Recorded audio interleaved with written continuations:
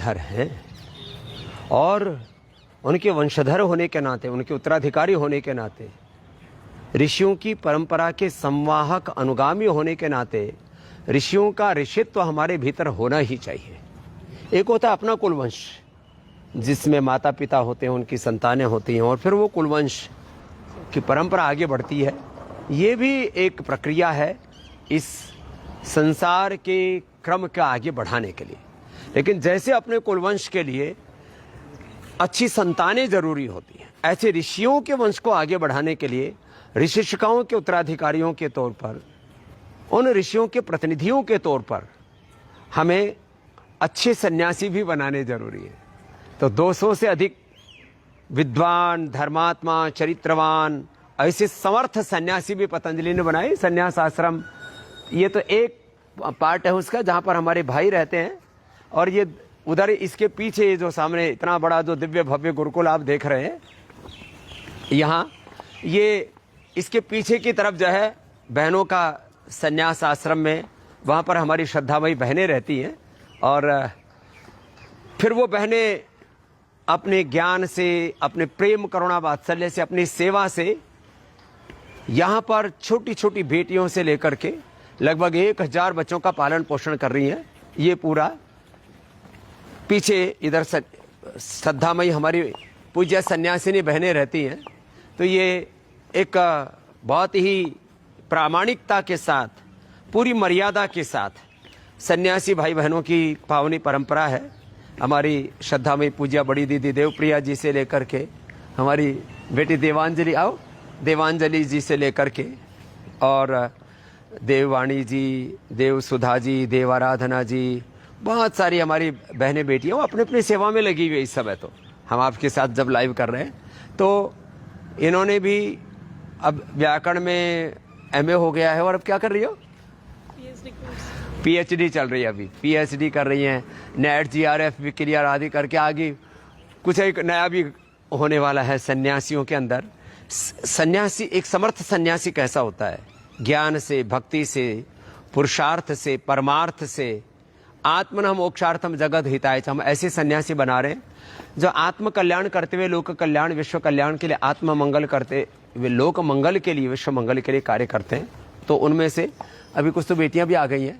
ये तो पहले आ गई थी, अभी इसको आगे सन्यास में दीक्षा करेंगे। पहले पढ़ाते ही खाते, ऐसे ही सन्यासी नहीं बनाते। क्या नाम है आपका? जी, ज्ञानेश्वरी। ज्ञानेश्वरी है ये, और ये है महाराष्ट्र से। तो तुमको इस मार्ग की कैसी प्रेरणा होगी बिटिया?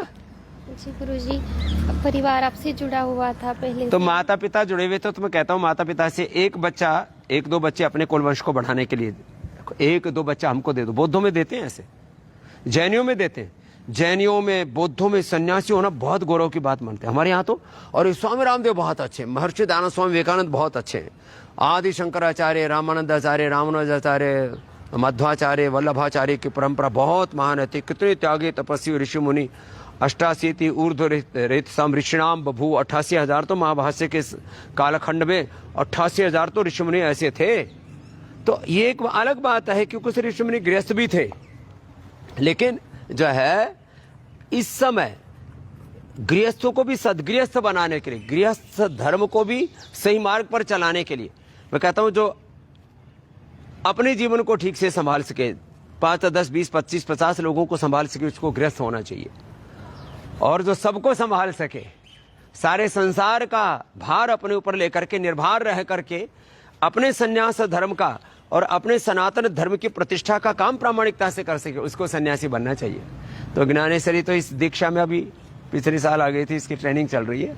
हमारी शताधिक सन्यासिनी बहनें उस सेवा में लगी हुई है। ये नई भर्ती होने के लिए आई है। आपका क्या नाम है बिटिया? आंचल। आप कहाँ से आई हो? महाराष्ट्र। महाराष्ट्र में किस जगह से? अकोला। अच्छा, महाराष्ट्र में भी ये विवेक वैराग्य और संतों की, संत ज्ञानेश्वर जी, उनके तो सारी बहनें सबके सब इसी मार्ग पर आगे बोले हमें इसी मार्ग पर चलना है, और प्रामाणिकता से सन्यास धर्म को निभाया। क्या महान, उसकी तो एक अलग कहानी है, महान परंपरा है हमारे यहाँ पर सन्यास की। तो तुमको किसने प्रेरित किया?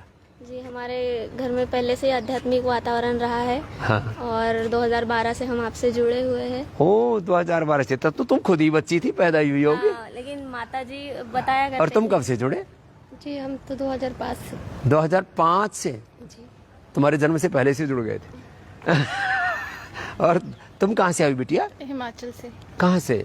हिमाचल में हम हमारे नाना के साथ किन्नौर में रहते हैं। ओ, तो नाना जी इनके जुड़े हुए, पिताजी भी जुड़े हुए, वो तो भारत स्वाभिमान के साथ है ना, हाँ जी। पतंजलि योग समिति के साथ जुड़े। क्या नाम बिटिया? भावना। भावना। अब भावना की भी भावना हो गई। कितनी बहनें हो? मैं एक हूँ और मेरा छोटा भाई है।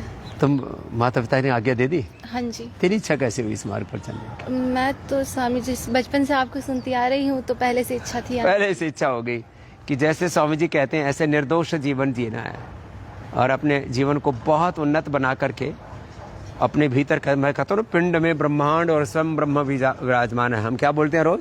अहम ब्रह्मास्मि। क्या बोलते हैं बच्चों? अहम ब्रह्मास्मि शुद्धो बुद्धो हम शुद्धो, हम आत्मा, हम राम, हम कृष्ण, हम मैं सीता राम का, लक्ष्मी नारायण का, भगवान का, भगवती का ही साक्षात विग्रहवान स्वरूप हो। इस भाव चेतना को अपने पूरे अस्तित्व में रचा बसा करके और जीवंत रूप में अपने आप को ऋषिकाओं का विग्रहवान स्वरूप बनाना, उसके लिए तपस्या तो करनी पड़ेगी बच्चों। संसार में तो देखो थोड़ी बहुत गलतियां भी चल जाती हैं, यहाँ अपने आप को पूरा निर्दोष बनाना पड़ता है, बहुत तपस्या करनी पड़ती है। आशीर्वाद देते हैं, उसमें मार्गदर्शन भी देते हैं और सब अपनी जैसी आत्माओं को देखते हैं तो हो तो जाता है, लेकिन कहते हैं थोड़ा कठिन मार्ग है, लेकिन सरल मार्ग यही है। विकारों में, वासनाओं में, लड़ाई झगड़े में, भोगों में, विलासिता में संसार डूबा जा रहा है। आप कहाँ से बिटिया? बिहार सहरसा से। क्या नाम है? मनीषा कुमारी। आपको किससे प्रेरणा मिली? मेरे माता पिता इस संस्था से जुड़े हुए हैं। ओ, तो काफी तो इसी भाव से कि स्वामी जी आह्वान करते हैं। स्वामी जी ने कहा है कि एक अपना बच्चा अपने देश धर्म संस्कृति के लिए, सनातन के लिए, भारत माता की सेवा के लिए भी दो। तो अभी तो शुरुआत तो हुई है। मैंने 3 साल ये जो है एडमिशन बंद कर दिया था सन्यासियों का, फिर शुरू किया है। अभी रामनवमी से लेकर के गुरु पूर्णिमा तक चलेगा। तो हमारे